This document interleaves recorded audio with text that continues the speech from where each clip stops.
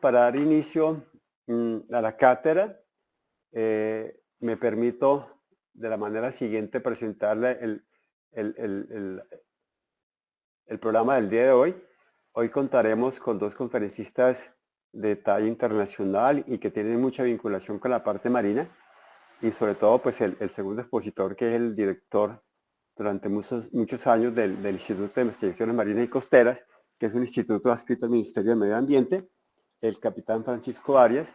Y en la primera charla tenemos la participación de Marta Patricia Víez Casado. Ella es bióloga marina, estudiante con maestría, también funcionaria en INVEMAR.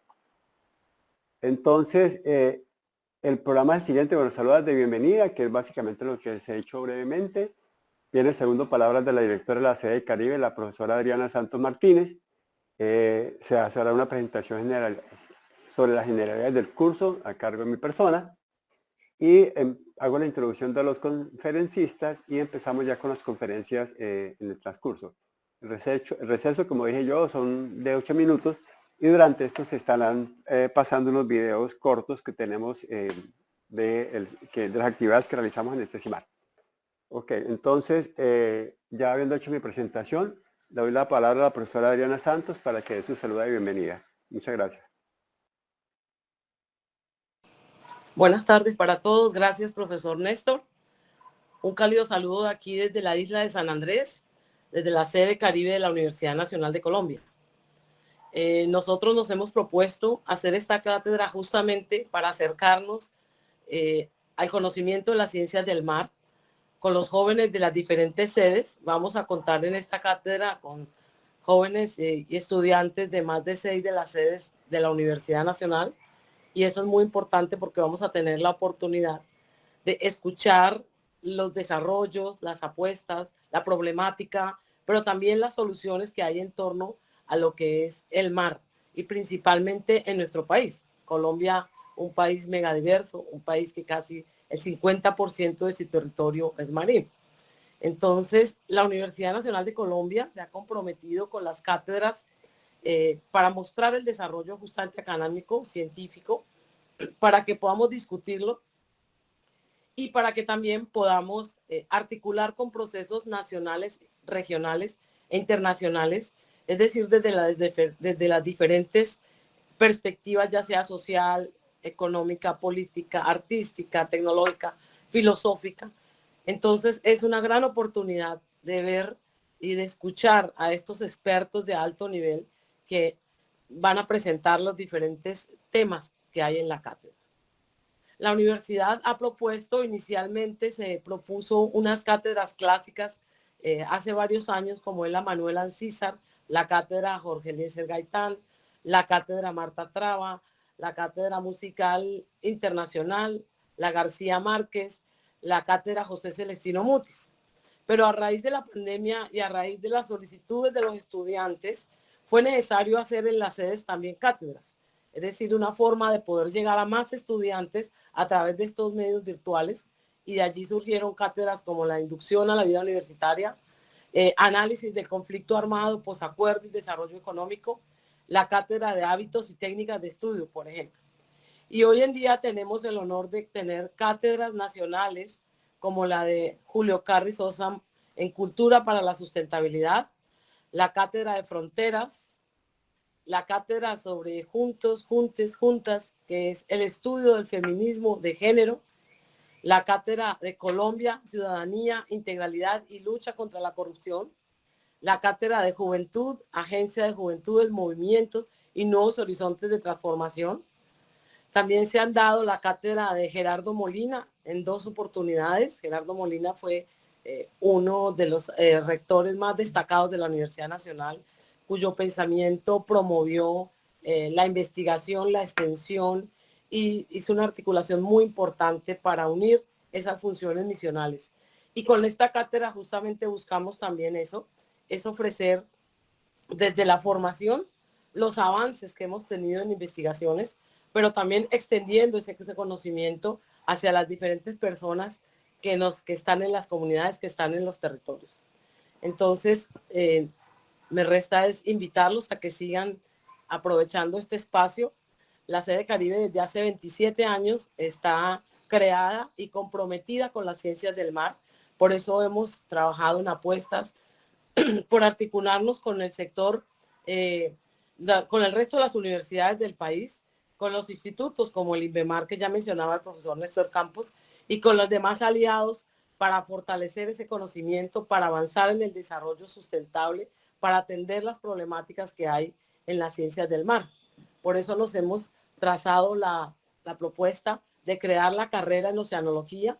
Próximamente esperamos contarles buenas noticias para que inviten a los jóvenes que quieran presentarse a esta carrera, que estará dada desde la sede Caribe por ahora, y esperamos que a futuro esté también en la sede Tumaco y en otras sedes de la Universidad Nacional de Colombia. Entonces, no me resta sino agradecer al profesor Néstor Campos, a todo el equipo del CECIMAR, del Instituto de Estudios en Ciencias del Mar, por este valioso liderazgo, por esta iniciativa de esta cátedra, que es un gran trabajo justamente para ofrecérselos a ustedes, a estos más de 220 jóvenes que están conectados de todas partes del país y que se unen al reto de conocer, pero también de aportar a las soluciones que tenemos para el país. Entonces es una gran oportunidad y ojalá que puedan aprovechar al máximo esta oportunidad tan bonita que se abre, porque van a darse cuenta que los vamos a llevar desde la atmósfera,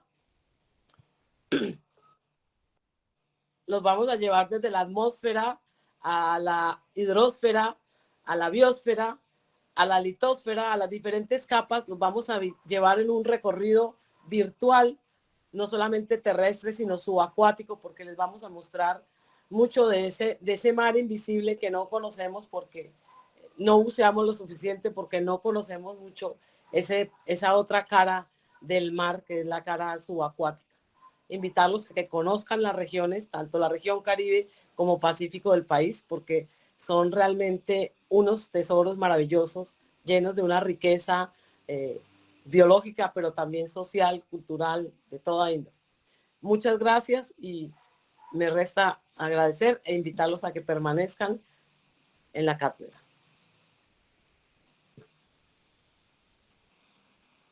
Muy amable, profesora Adriana. Entonces de acuerdo a la programación, voy a presentar, hacer la presentación de la cátedra. La Cátedra Nacional Colombia Viva Azul Dos Mares, un país, se propuso en el 2021 y los fines por los cuales se propuso, las razones por las cuales se propuso esta cátedra, es que se presenta un desconocimiento de la importancia global del océano como regulador del clima planetario, hábitat de miles de especies y medio que brinda múltiples servicios socioecosistémicos, así como la falta de comprensión y entendimiento de las consecuencias a escala regional y global derivadas del cambio global, la contaminación marina y la destrucción de los ecosistemas marinos y costeros. Y como tercera consideración, que esta cátedra se enmarca en la Declaración del Decenio de los Océanos 2021-2030, promulgada por las Naciones Unidas y que busca que la Universidad Nacional de Colombia participe activamente en las enseñanzas de las ciencias del mar, en la construcción de sistemas educativos que involucren diferentes áreas del conocimiento y actores de la sociedad y cuyos objetivos estén encaminados a conectar a la sociedad con el mar. Promover el cuidado de los océanos, incentivar el desarrollo de las ciencias del mar en el país y proponer soluciones que permitan alcanzar las metas establecidas en los Objetivos de Desarrollo Sostenible 14 Vía Submarina de la Agenda 2030. Ok, el objetivo general de la cátedra es el que le presento a continuación: presentar y discutir conceptos y herramientas clave necesarios para el desarrollo de competencias teóricas y prácticas que permitan mejorar el conocimiento y el entendimiento del sistema océano-tierra, la importancia biológica, ambiental, sociocultural y económica del océano y la visión de un país marino costero. Como les comentaba, la primera cátedra se editó en el 2021 y como objetivo específico de ella tenía los territorios por explorar, que básicamente permitía mostrar en forma global qué eran los océanos, independientemente de que estuviésemos enfocados a una temática específica. En este caso, en esta versión, ya proponemos la segunda cátedra, pero ya enfocada más hacia el conocimiento de la biodiversidad marina. Los objetivos específicos que tiene la cátedra actual es brindar una visión integradora del océano como reservorio de la biodiversidad, entender la biodiversidad marina como parte fundamental del sistema terrestre y como recurso para el desarrollo global, presentar y entender a Colombia como una nación altamente biodiversa en sus mares y costas y fomentar a los estudiantes el sentido de pertenencia por los ecosistemas marinos costeros. Y finalmente reconocer las problemáticas regionales, nacionales y globales que tienen impacto directo e indirecto en la pérdida de la biodiversidad marina.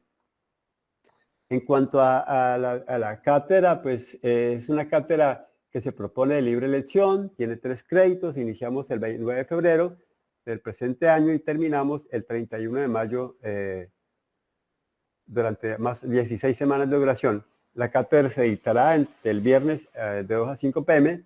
de forma virtual a través de la plataforma Google Meet y se requiere que los estudiantes tengan una asistencia de un 80%. El correo oficial es colviewazul_unal.edu.co, ese es en el cual ustedes se pueden comunicar y plantear cualquier inquietud que tengan, ¿cierto? Finalmente, las preguntas de los estudiantes se recopilarán por medio de un formulario. Este será enviado al inicio de la sesión y podrá diligenciarse múltiples veces si se requiere. El profesor moderador de sesión será el encargado de transmitir las preguntas a los conferencistas. Presentamos el equipo coordinador de las diferentes sedes que hacen parte de la cátedra. Por la parte de la sede Caribe, pues me corresponde a mí coordinar la sede Caribe.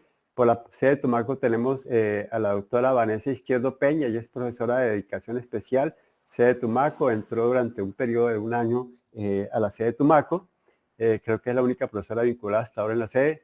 Por la sede de La Paz tenemos al doctor Luis Alonso Gómez Lemos, profesor asistente de la sede de La Paz, ahí también están los correos de cada uno por si tienen algún interés de comunicarse con ellos. Por parte de la sede de Bogotá, el coordinador el profesor Ernesto Mancera, que está presente en la charla, en la sesión de hoy, profesor titular del Departamento de Biología. Por la sede de Medellín, nos acompaña la doctora Edna Judith Márquez Fernández, ella es profesora titular de la sede de Medellín. Y por la sede de La Paz, Palmira, perdón, el profesor Guillermo Duque Nivia, que es profesor titular de la sede de La Paz. Esto básicamente son los mecanismos de evaluación que tendremos en cuenta en la cátedra. Como les dije, los estudiantes tienen que tener una asistencia mínimo del 80% de todas las sesiones. Durante las sesiones se enviará un formulario para responder una pregunta que planteen los exponentes, los expositores, y tendremos actividades como el primer parcial, que equivale al 30%, que se realizará durante la semana 7. Eso hay que tener en cuenta el cronograma que ya se les distribuyó. En el parcial número 2, también es equivalente a un 30% en la semana 16. Y al final, pues básicamente lo que se tiene que hacer es un proyecto dentro del marco de la UNAL Innova para una Colombia Azul. El 40% tiene validez el proyecto y tienen el plazo para subir el video hasta el 3 de mayo a las 11:59 p.m., la segunda semana 2. Esto pues obviamente es porque tienen que realizar un video que tiene que estar orientado prácticamente a entender las razones de eso. ¿Qué es ese video o ese proyecto Innova? En equipos interdisciplinarios de 5 estudiantes se realizará el proyecto UNAL Innova para Colombia Azul. Cada grupo deberá realizar un video de máximo 15 minutos en el que, primero, presente un ecosistema marino costero de Colombia y su biodiversidad. Segundo, identifique los servicios ecosistémicos de las comunidades o poblaciones humanas que se benefician. Y tercero, identifique las problemáticas que ponen en riesgo la biodiversidad. Y cuarto, proponga una solución que involucre a los diferentes actores de la sociedad. Bueno, eso creo que es todo. Le damos nuevamente la bienvenida y entonces de esta manera pasamos a la presentación de los expositores. Me permito presentar a la doctora Marta Patricia Vides Casado. Como les comenté en un comienzo, ella es bióloga marina de la Universidad Jorge Tadeo Lozano, con maestría en Ciencias de la Geoinformación y Observación de la Tierra. En los Países Bajos, especialización en planificación y coordinación de recursos naturales, y se ha desempeñado como investigador científico en el INVEMAR desde hace 24 años.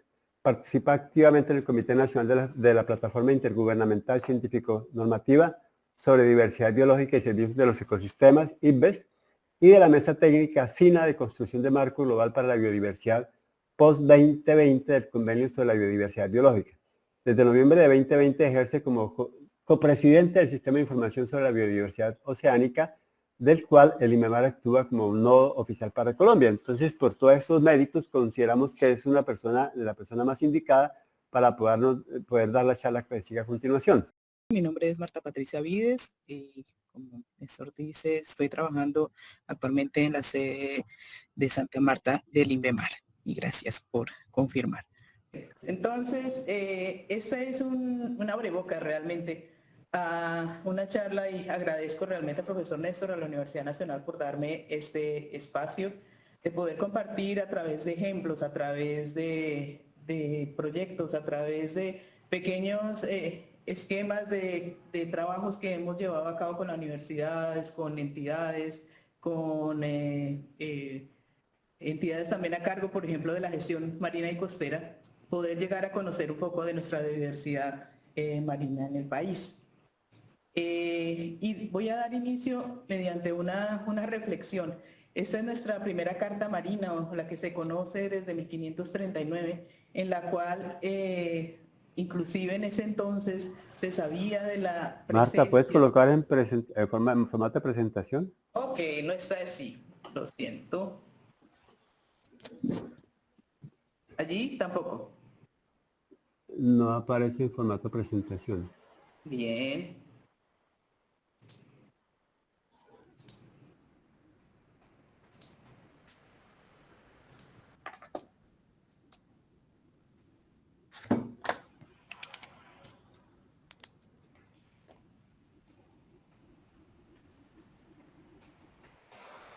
Ahora sí. Ahora sí. Esta era nuestra carta marina y veíamos que en esta carta aparecían monstruos marinos que se llamaba Aquí hay monstruos, bajo la frase escrita en latín Aquí hay dragones. Y desde ese entonces se reconocía que en los espacios que había marinos entre en las aguas de Europa, de alguna forma, sí estaban llenos de diversidad en ese entonces. Sin embargo, pues vemos recientemente que nuestras cartas marinas, nuestros mapas, llenan ese espacio de una coloración azul. Es entonces, mediante esta charla, que quisiera invitarlos a conocer todo aquello que nos oculta esta coloración azul de nuestros mapas. Entonces, vamos a dar una abrebocas principalmente preguntándonos qué es biodiversidad. Viene de dos acepciones: bio, que significa vida, y diversidad, que significa diferencias. Y estos tipos de biodiversidad se reconocen principalmente desde diferentes niveles.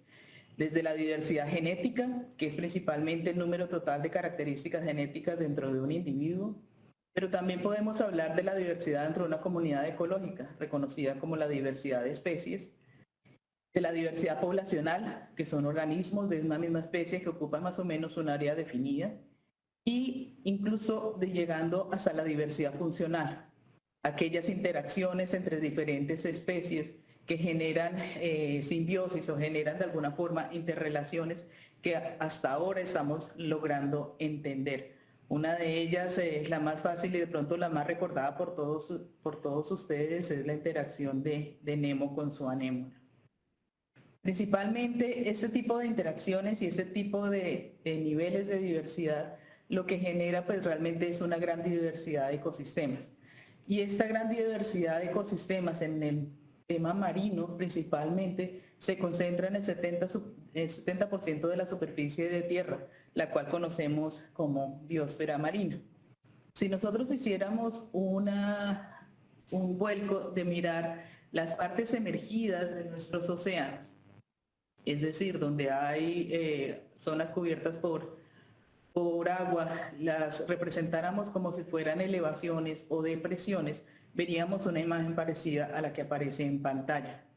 Y veríamos que se generarían grandes desiertos, por ejemplo, en la zona del Pacífico debido a su profundidad, y solamente algunas zonas habitables, siendo la zona más alta sobre el lecho marino, la zona de las Marianas.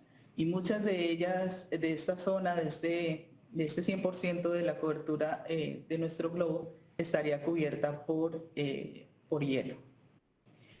Y si nos vamos un poco más allá y tratamos de tener una representación del volumen de la cantidad de agua, esta sería el resultado.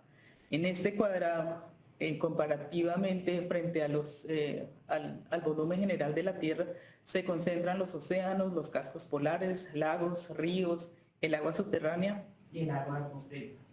De allí la necesidad también de contar, digamos, con ese entendimiento y con esa necesidad de proteger y de tratar de minimizar nuestros impactos sobre esta pequeña cantidad de agua terrestre. Sobre esta agua vemos que hay diferentes, y veíamos que habían diferentes niveles de biodiversidad. Uno de ellos es el ecosistema, cuya acepción eco significa casa, morada o ámbito vital, y sistema es el conjunto estructurado de unidades relacionadas con el mismo. En el artículo 2 del Convenio de Diversidad Biológica, un convenio del cual Colombia es signatario y está regido por ley en el mismo, asumiéndolo de tal forma como un mandato nacional, se define por ecosistema como un complejo dinámico de comunidades, vegetales, animales y de microorganismos y su medio no viviente que interactúan como una unidad funcional. Esto actúa tanto para los ecosistemas terrestres como marinos. Sin embargo, dentro de esta misma acepción no se especifica ninguna unidad a escala espacial particular. Es decir, que los ecosistemas pueden referirse a cualquier unidad en funcionamiento o a cualquier escala, inclusive a la escala de un acuario marino. Dentro de los ecosistemas que hemos oído, probablemente, y en algunos de ustedes, incluyéndome, hemos sido lo suficientemente suertudos de conocer, se encuentran algunos de estos ecosistemas como las playas de arena, los ecosistemas de manglar, los pastos marinos, que incluyen no solamente la cobertura vegetal como tal, sino toda la fauna asociada al mismo, las formaciones coralinas o áreas coralinas como se han definido en la normativa del país, y litorales rocosos que son particularmente interesantes en el área, por ejemplo, de San Andrés, Islas y los islotes asociados. Los fondos blandos, que a pesar de que ustedes poco se escuchan en cuanto a su importancia, juegan un papel fundamental en la regulación del clima, puesto que se han identificado en años recientes que son los ecosistemas o el ecosistema que realmente aporta a un secuestro de carbono en el océano. Y estos fondos blandos, pues de alguna forma hemos emprendido realmente su papel y su importancia en cuanto a su entendimiento, y hemos entendido también que tienen una estratificación que nos permite determinar la historia de vida de muchos ambientes. Estos fondos blandos no solamente están pues compuestos precisamente por los organismos que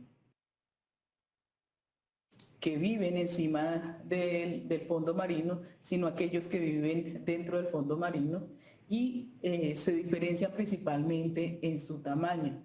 Los organismos epibentónicos, que son los que viven sobre el fondo, los organismos de la infauna, pueden ser clasificados en su tamaño de acuerdo a organismos de la megafauna o de la meiofauna o de la macrofauna.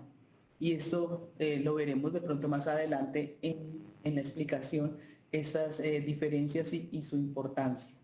Este ecosistema marino es el ecosistema que más cobertura tiene sobre ese 70% de nuestra cobertura marina global. De igual forma, encima de ese fondo marino se encuentran los ambientes pelágicos, y estos ambientes pelágicos pues están relacionados con organismos que ya sea que tienen la capacidad de nadar con la corriente, como todos los vertebrados que vemos en pantalla, o aquellos organismos que se dejan llevar por la corriente, como aquellos pequeños microorganismos que viven en la columna de agua o sobre su superficie. Recientemente en el país también hemos aprendido que tenemos una gran cantidad de ecosistemas del mar profundo. Aquellos organismos los hemos logrado colectar mediante técnicas específicas, y sus características pues realmente nos han asombrado en cuanto a sus diferencias con sistemas menos profundos o más costeros. Principalmente el país ha definido mediante su política nacional ambiental para el desarrollo sostenible de los espacios oceánicos y las zonas costeras insulares de Colombia estos ecosistemas estratégicos marinos, principalmente los arrecifes coralinos, los ecosistemas de manglar y los bosques de transición de gran importancia sobre el Pacífico, los sistemas de playas y acantilados, estuarios deltas y lagunas costeras, los lechos de pastos marinos o de praderas de fanerógamas marinas, los fondos blandos sedimentarios de la plataforma continental. Cada uno de ellos ha sido estudiado y seguirá siendo estudiado por ese rol estratégico que cumple como soporte ambiental de nuestro país. Pero ¿cómo es estudiar entonces esta biodiversidad marina y cómo lo hemos hecho?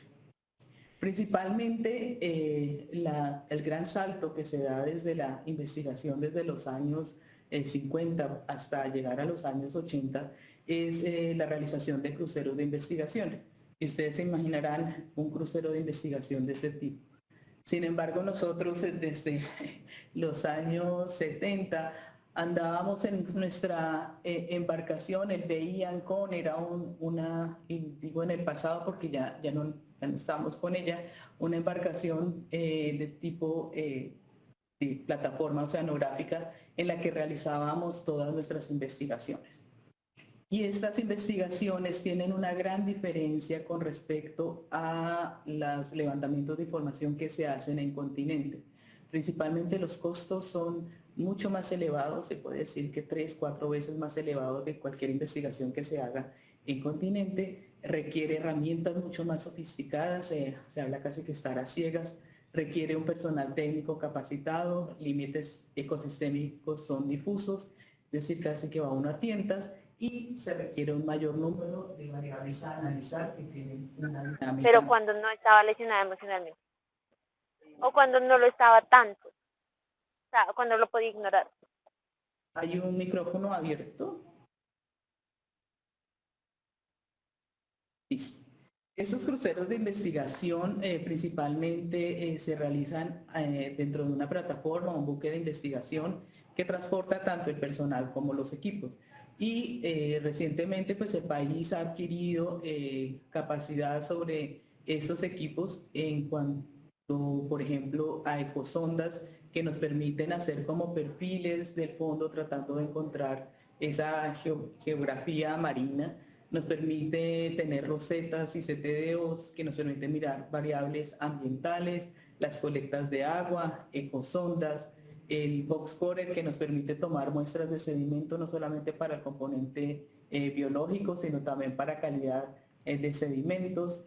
Hemos adquirido ROVs que son para identificación de videos del fondo, al igual que las mismas cámaras de deriva, y tenemos también un desarrollo en cuanto a una pesca dirigida hacia un entendimiento de los recursos marinos de nuestro país. Este crucero de investigación obviamente necesita de un equipo especializado y pues toda la información que les voy a mostrar pues no sería posible sin su desarrollo y sin su participación en este tipo de cruceros. En términos generales, siempre se han abordado diferentes componentes. El componente oceanográfico se hace a partir, digamos, de mediciones tomadas con equipos que voy a desarrollar más adelante, y el país ha logrado obtener, por ejemplo, muestras desde los 30 metros de profundidad, esto desde los cruceros de investigación, hasta los casi 3.580 metros de profundidad. Es importante considerar las dimensiones que tienen estos equipos, porque eso nos dice lo poco de muestra que se toma, por ejemplo, en un área específica. Cada una de las botellas, por ejemplo, tiene una abertura de 10 centímetros y casi una altura de 1.5 metros. Es decir, cada una de ellas recolecta 20 litros casi cuando son selladas, y es en esta agua que realmente medio logramos obtener la fotografía de los parámetros que queremos medir en ese momento, en ese punto específico del gran océano. Este componente físico-químico cuenta también con equipos como el ADCP, es un equipo para medir corrientes de superficie. Esta es una progresión de lo requerido para lanzarlo, se lanza por la borda y sencillamente se deja colgando para que haga las mediciones. De igual forma, estas botellas Niskin y estos medidores de temperatura, de salinidad y de otros nutrientes y parámetros de la columna de agua también se lanza desde la embarcación, probablemente no en las mejores condiciones medioambientales, y se lleva a diferentes profundidades que permiten caracterizar la columna de agua. De igual forma también contamos con redes, y estas redes tienen especificaciones que están dirigidas al tipo de comunidad que queremos colectar. Las comunidades que les mencionaba anteriormente, que se dejan llevar por la corriente, se conocen en términos generales como en términos de plancton, y se dividen de acuerdo a su composición en fitoplancton, que son aquellos organismos del componente vegetal, mientras que el zooplancton son organismos pues, del componente animal, y dentro de ellos hay un subcomponente que es el ictioplancton, que son aquellas larvas de peces. Estas larvas de peces han jugado un papel fundamental en entender la capacidad que tiene el sistema marino, por ejemplo, de responder a diferentes cambios y a diferentes presiones que tiene la pesca sobre algunos recursos. Vemos que principalmente el fitoplancton, obviamente debido a su dependencia de la luz solar, se muestrea entre masas de agua de 10 metros, de 80 metros y a 250 metros. Mientras que los componentes del zooplancton, es decir, de los animales, se pueden muestrear en 4 masas de agua que van de los 0 a los 50, de los 70 a los 140, de los 170 a los 340 metros y de los 540 a los 1000 metros. Estas diferentes masas de agua o parámetros en los cuales se ha estandarizado, digamos, estas mediciones dependen del sitio, pero de alguna forma el seguir manejando estas mismas profundidades a lo largo de casi 17 años que llevamos haciendo cruceros sobre el Caribe y Pacífico colombiano, nos ha permitido, si bien no tener una comparación temporal, sino una comparación espacial de estas fotografías que hemos tomado del estado de la biodiversidad de este componente planctónico a lo largo pues, de nuestro territorio. Este es un lanzamiento de una red de arrastre para colecta de zooplancton e ictioplancton. Se utiliza esta bala que ustedes ven allí, la cual lo que hace es medir el flujo de agua que pasa a través de la red, y con esto podemos cuantificar cuál fue el volumen filtrado y compararlo pues, con la cantidad de organismos que obtuvimos en el foco o la parte final de la red, y poder hacer estudios de comunidades de este componente. Este es un lanzamiento por la borda también, y esta la diferencia realmente entre los dos componentes planctónicos es el tipo de red y el ojo de malla que cada uno de estos componentes pues, puede o no atrapar. Aquí quise traerles una corta visión de lo que significa el trabajo en el mar. Esto fue en una de las áreas más remotas a las cuales hemos llegado mediante nuestros cruceros de investigación. Era una época de diciembre donde las mareas pues, son mucho más fuertes, donde son mucho más complicadas, y allí lo que se estaba haciendo precisamente pues, era un lanzamiento de una red de plancton. Las condiciones obviamente son duras, no todo el tiempo, pero generalmente siempre ocurren bajo estas posiciones, y es de allí la importancia y lo que les mencionaba de resaltar la capacidad técnica con la que debe contar el país para poder hacer este tipo de maniobras dentro de las mejores condiciones posibles. Y este es un resultado tomado en la embarcación de los diferentes organismos que se colectaron en un copo de un arrastre de zooplancton. Luego cada una de estas muestras es llevada al laboratorio, analizada mediante microscopía o estereoscopía y debe ser pues catalogada para que pueda ser incorporada realmente al inventario nacional de ese componente en el país.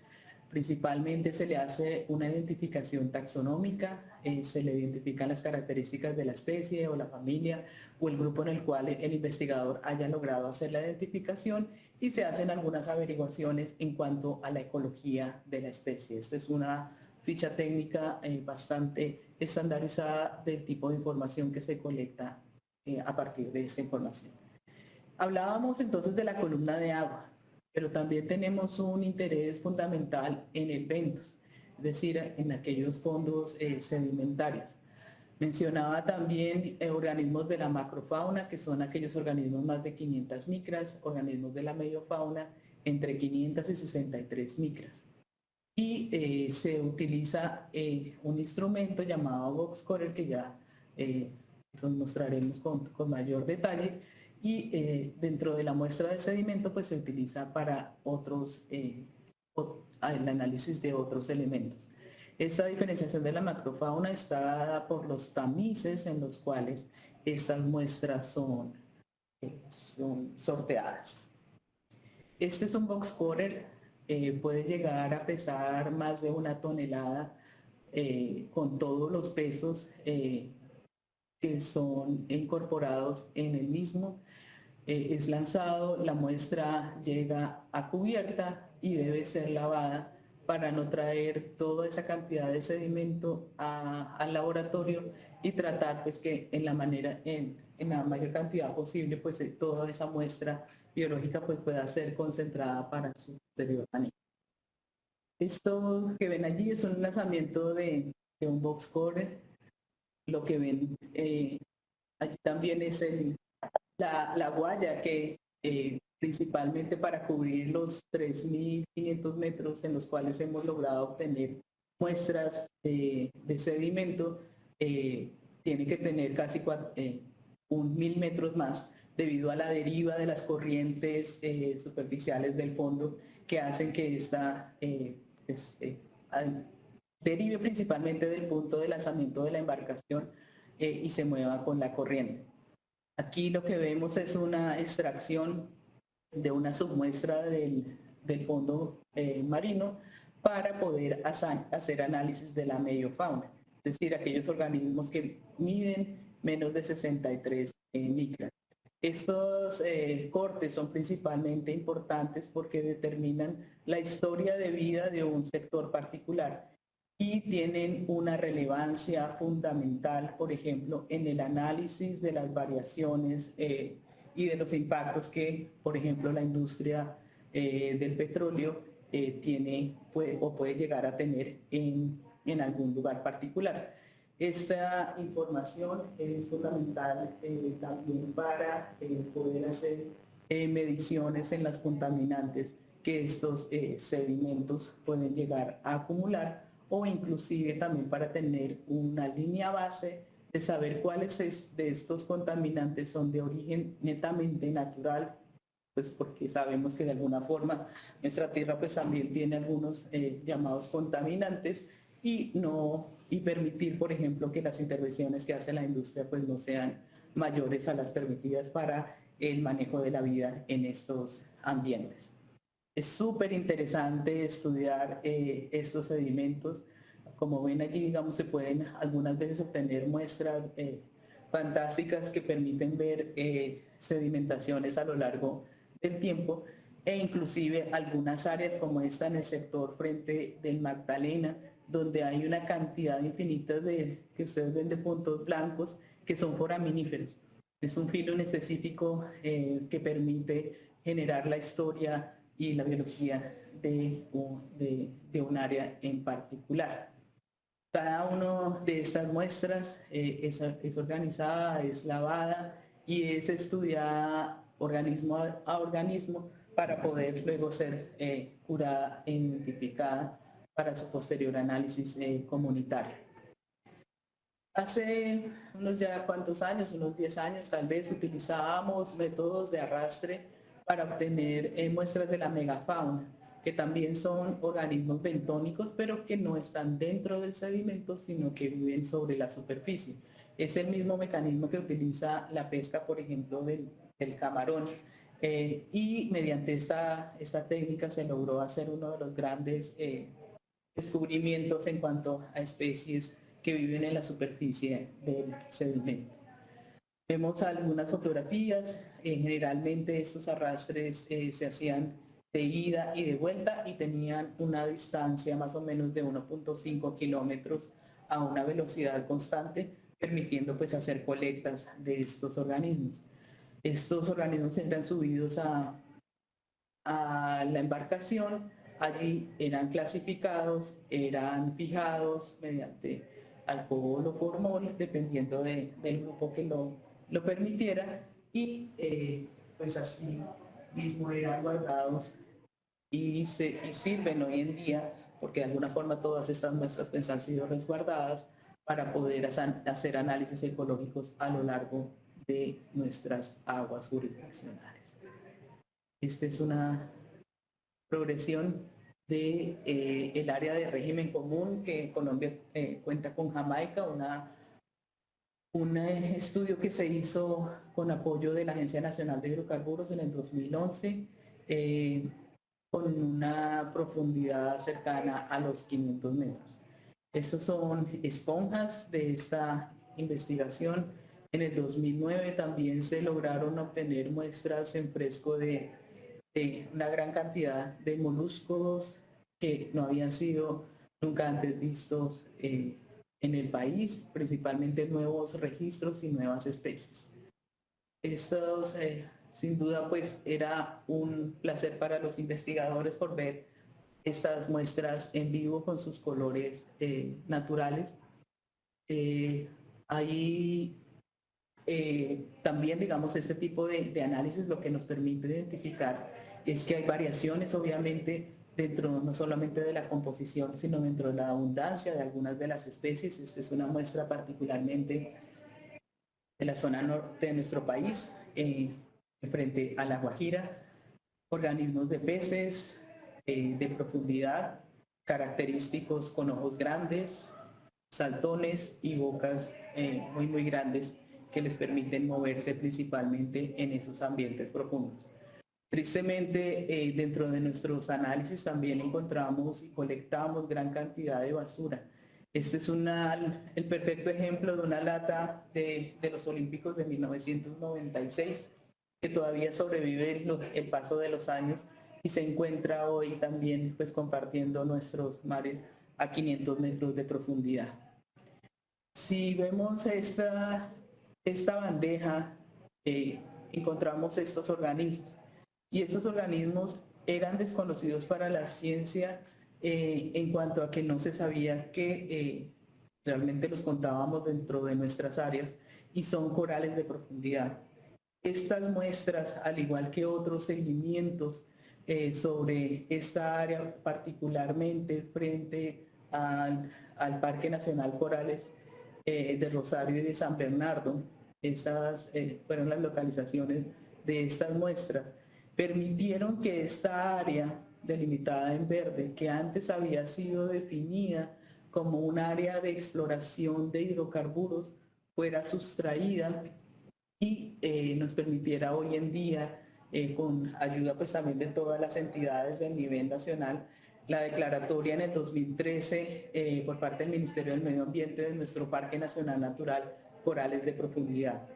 Es entonces así como la evidencia científica de la unicidad o de la particularidad de la biodiversidad de nuestros mares, los que en apoyo también con la industria, con el entendimiento también de todas las entidades y el interés nacional de conservar esa esa especialidad, lo que nos dice que es posible de alguna forma también hacer desarrollo en nuestros mares, pero también reservarnos un poco de esa riqueza para la posteridad. Otro de los mecanismos sobre los cuales podemos conocer la biodiversidad es el inventario de vertebrados, o por lo menos que hasta ahora hemos desarrollado, y es mediante la observación de fauna marina a través de binoculares y pues la toma de registros a partir de cámaras, principalmente de aves, de mamíferos y en algunos casos de tortugas marinas. Esta información pues es colectada y es registrada mediante nuestro portal de apoyo a la industria de hidrocarburos, que es el visor ambiental offshore que se maneja entre la Agencia Nacional de Hidrocarburos y el INVEMAR, al igual que muchos de los otros componentes que, nada, esta es una invitación para que lo visiten y puedan tener una idea de dónde se han registrado, por ejemplo, tortugas, mamíferos y registros de aves establecidos por cada una de las diferentes familias en cada una de las áreas de interés de este sector.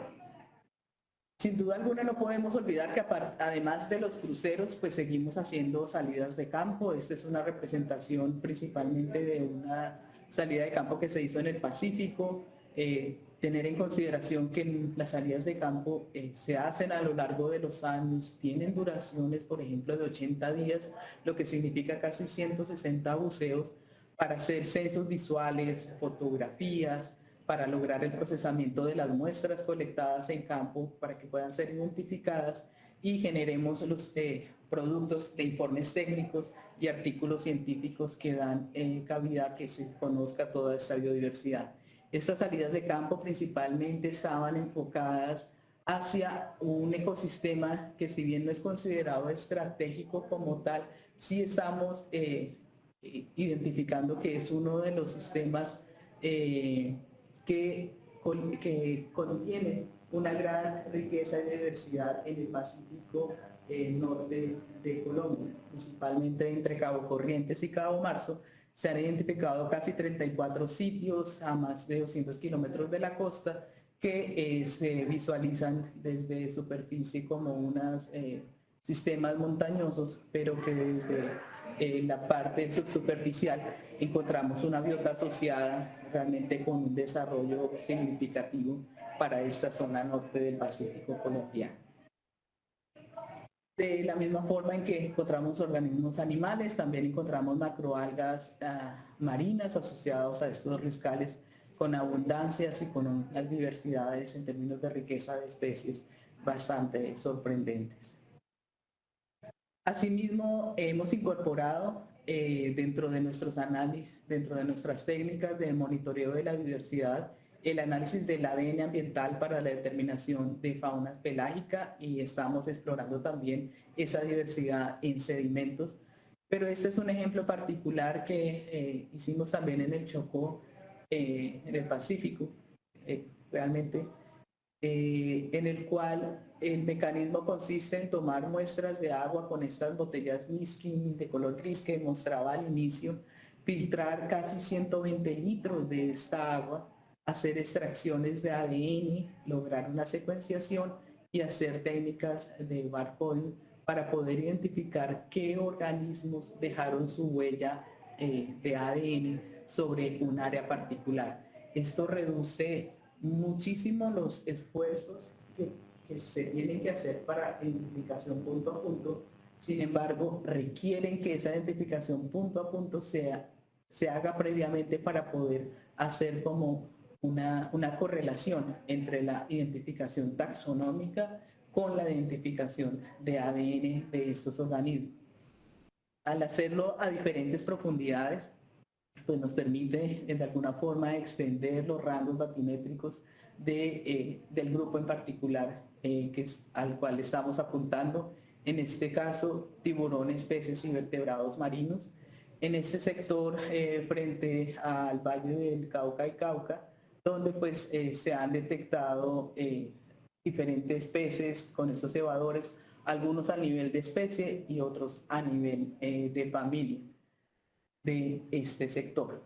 Es una técnica que ya hemos implementado casi en 8 áreas a lo largo del Caribe y del Pacífico colombiano y que vemos como con un gran potencial, incluso para poder identificar especies exóticas invasoras antes de que se conviertan, digamos, en una alerta, pues en un problema nacional, y nos permita de alguna forma también tener un conocimiento sobre qué organismos realmente son propios de nuestras aguas y cuáles son realmente una invasión.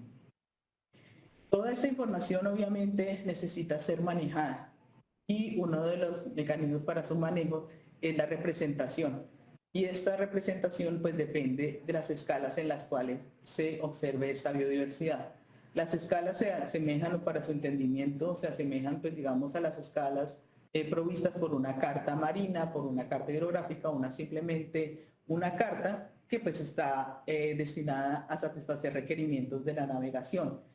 Utiliza diferentes convenciones y pueden ir, digamos, de los océanos, que se denomina como una pequeña escala, o a nivel de bahías, es decir, una gran escala.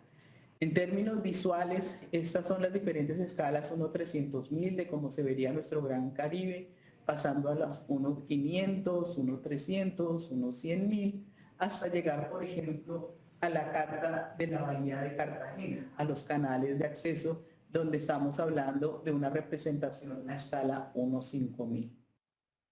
Estas representaciones a escala tienen gran relevancia en cuanto a las características de biodiversidad que queremos representar dentro de las mismas. Podemos hablar desde paisajes marinos, mesohábitat, los límites de las áreas marinas protegidas, o inclusive a mapeos de alta resolución del fondo marino, o a microhábitat o biotopos, que son, digamos, las escalas más pequeñas donde se distribuye en un sitio particular una especie. Esto nos permite de alguna forma encontrar diferentes escalas en las cuales estos sistemas pueden ser representados en términos de formación, macrohábitats, ecosistemas, biotopos, o inclusive regímenes oceánicos, tanto del Caribe como del Pacífico. ¿Por qué es importante hablar de las escalas en términos de representación de nuestra biodiversidad? Porque deben ser adecuadas tanto para los procesos como los propósitos, y generan una precisión y una resolución, la cual pues determina el tipo de muestreo que debe realizarse para los muestreos diseñados, por ejemplo, de tipo repetitivo monitoreo, pues requieren escalas muy detalladas, de casi de 1/10.000 a 1/5000. Y cada una de estas escalas pues tienen métodos distintos para lograr ser obtenidos. Algunos pueden ser a partir de imágenes de satélite, los más generales, pero por ejemplo los métodos de monitoreo generalmente requieren muestreos en el sitio y mediante métodos de colecta. Este mapeo pues entonces depende principalmente de 3 características: la profundidad, la luz y las corrientes. Esto determina las diferencias entre el ecosistema del lagos, es decir, de la columna de agua, o del ventos, con algunas de sus características, como por ejemplo la diferenciación de los sedimentos o de la geoforma del fondo.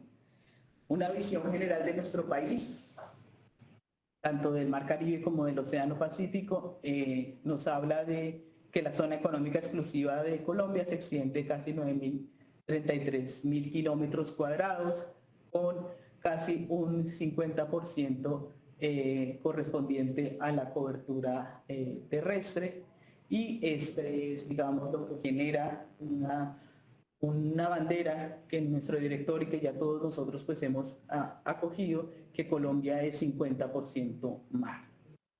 Las máximas profundidades se registran en la Cuenca Colombia, con cerca de los 5.000 metros, y la Cuenca Colombia se ubica principalmente en todo este sector, y la mayor profundidad se encuentra en el sector norte de nuestro país. Para hacer esta representación a nivel nacional, utilizamos los modelos digitales de profundidad, que es la representación que ustedes ven en pantalla. La caracterizamos en las formas del fondo marino, de la misma forma en que se hace la geografía terrestre encontramos abanicos, encontramos cañones, colinas, lomas, depresiones, terrazas, mesetas, y de alguna forma incorporamos los tipos de sedimento. Desafortunadamente nuestro conocimiento del tipo de sedimento es bastante somero, y en alguna medida la diferenciación que puede determinar que unas especies o vivan en algunos ambientes o no, pues se puede ser relacionado con las masas de agua. Bajo todas estas características y teniendo en cuenta un sistema de regionalización biogeográfica marina, que es esta visión esquemática en términos de provincias, de ecozonas y de ecorregiones de nuestras aguas marinas, logramos obtener en el 2017 una representación completa de nuestro país en términos de ecosistemas y paisajes marinos. Este mapa de ecosistemas continentales, costeros y marinos de Colombia fue un producto de todos los institutos de investigación vinculados a escritos al Ministerio del Medio Ambiente, y se ha venido actualizando en algunos sectores a escalas mucho más pequeñas y mucho más detalladas en su soporte. Los invito también de igual forma a que lo busquen y puedan enterarse también de todas las riquezas que en términos de ecosistemas poseemos en nuestro país. Pero a nivel de especies también es importante conocer qué hay, y eso significa entender ese componente biótico de nuestros mares. Podemos hacer representaciones espaciales de grandes grupos taxonómicos a nivel de Caribe, en términos, por ejemplo, de las colectas o del tiempo que lo hemos venido haciendo. En cada una de las estaciones, como mostrábamos en los métodos anteriores, hacer representaciones, por ejemplo, de grupos de caracoles, de ostras, de almejas, de escapópodos, de pulpos y calamares, y hacer análisis univariados sobre los mismos para medir la riqueza, la abundancia, la dominancia, la diversidad y las riquezas específicas, teniendo en consideración todos estos datos, y poder informar, por ejemplo, sobre las diferentes parámetros de riqueza de especies que se cuentan en una zona particular, asimismo como los niveles de dominancia dentro de los grupos principales, hacer análisis multivariados para encontrar qué especies se encuentran más comúnmente con otras, o si hay algunas especies muy raras o especies que generalmente pues se encuentran en todos los sitios, para poder pues establecer, digamos, esos niveles básicos de representación de biodiversidad.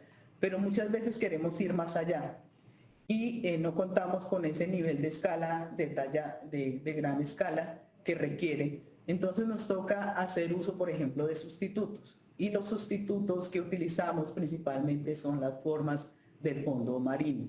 Utilizamos índices, por ejemplo, de la posición topográfica, donde podemos encontrar diferenciaciones en la clasificación de las pendientes, ver si el fondo del mar es convexo, es plano, es cóncavo, es inclinado, y mediante estas mediciones identificar las pendientes, identificar la rugosidad, y a través de estos parámetros lograr paisajes del fondo marino. Se toman características específicas, esto es frente al Parque Corales de Profundidad, en términos de morfología, de rugosidad, de la zonación, del sustrato, y se crea, digamos, este cortador de galletas, por así decirlo, de esta información para generar nuestros mapas y nuestra leyenda de los diferentes paisajes. En este momento, si se dan cuenta, no hemos metido absolutamente nada de información de origen biológico, por lo tanto, pues digamos, solamente llegan a nivel de paisaje. Pero por asociación, yo puedo identificar cuáles son los parámetros de las comunidades con respecto a cada una de estas formas del fondo, y poder decir, por ejemplo, que en las depresiones hay una mayor cantidad de peces, o la riqueza de especie, por ejemplo, se encuentra de los grupos principales, pues se encuentra independientemente distribuida tanto en las mesetas y colinas. Cuando yo ya combino tanto la información física como la información biológica, es que puedo hablar de mapas de representación de hábitat marino, y utilizo también otras técnicas como los mapas de distribución de especies. Estos modelos de distribución de especies generalmente representan los mejores y no la única opción para identificar posibles áreas de alta diversidad biológica, y principalmente pues, se basan en escasos datos de las regiones de los océanos y principalmente aquellas áreas que no están bajo la jurisdicción de ningún país. Se basan principalmente en información de los sitios de colecta, variables ambientales, como les mostraba anteriormente, y nos ha permitido, por ejemplo, en años anteriores, lograr, por ejemplo, la probabilidad de encontrar distribución de corales estructurantes. Entonces, mediante parámetros de profundidad, salinidad, temperatura, la rugosidad y la orientación, y teniendo en cuenta los sitios de las expediciones, identificando cuál es la presencia, la ausencia de los corales estructurantes, logramos mediante software especializado y algoritmos genéticos que crean, digamos, un nicho ecológico, generar mapas de distribución de los corales estructurantes en el país. Esto es bajo el gradiente, por ejemplo, de una mínima posibilidad de encontrarse hasta una máxima probabilidad de encontrarse, que nos orienta en nuestra investigación hacia ciertos puntos específicos de nuestro país. Toda esa información, como se venía mencionando, pues debe ser salvaguardada, y principalmente es el Instituto de Investigaciones Marinas y su apoyo desde el punto de vista del sistema de información sobre biodiversidad que alimenta el sistema de información sobre biodiversidad de Colombia, la que año a año pues ha permitido que tengamos estas cifras de especies presentadas a aquellas especies correspondientes a que han sido ya sea ingresadas en el museo o puestas en la literatura con rigurosidad para poder decir que realmente están registradas en el país. Eso en términos de organismos animales, de plantas, de cromistas, de bacterias y de hongos. Todo esto se pone principalmente en el Museo de Historia Natural Marina de Colombia, en Macurigua, que se encuentra con la sede aquí en el INVEMAR, y los invito a que lo conozcan, y apoya también a todos los sistemas internacionales que generan información en biodiversidad a lo largo del mundo. Junto con la información sencillamente de su identificación se puede encontrar los mayores valores de abundancia de las especies, su frecuencia, su diversidad, algunas descripciones morfológicas, algunas descripciones de su distribución, las asociaciones con las que se han encontrado los mismos listados taxonómicos y las mismas distribuciones en términos, por ejemplo, de profundidad de algunos de los grupos, al igual que pues, sencillamente su diversidad y sus características particulares. Colombia es uno de los 5 países con mayor diversidad marina del mundo. Se han recolectado e identificado aproximadamente 1.800 especies de invertebrados marinos, de los cuales pues 35 son nuevos registros para Colombia y nuevas especies para la ciencia. Es en las formaciones coralinas donde se concentra casi el 50% de la diversidad del margen continental colombiano, y esto resultaba cierto hasta que nos adentramos a áreas tan profundas como en la reserva de biosfera, de reserva natural, la Cordillera Submarina Beata. Esta fue un área que fue investigada y debido a las características biológicas pues fue declarada como reserva el año anterior, al igual que esta nueva área, que es un distrito natural de manejo integrado colinas y lomas submarinas de la cuenca del Pacífico Norte.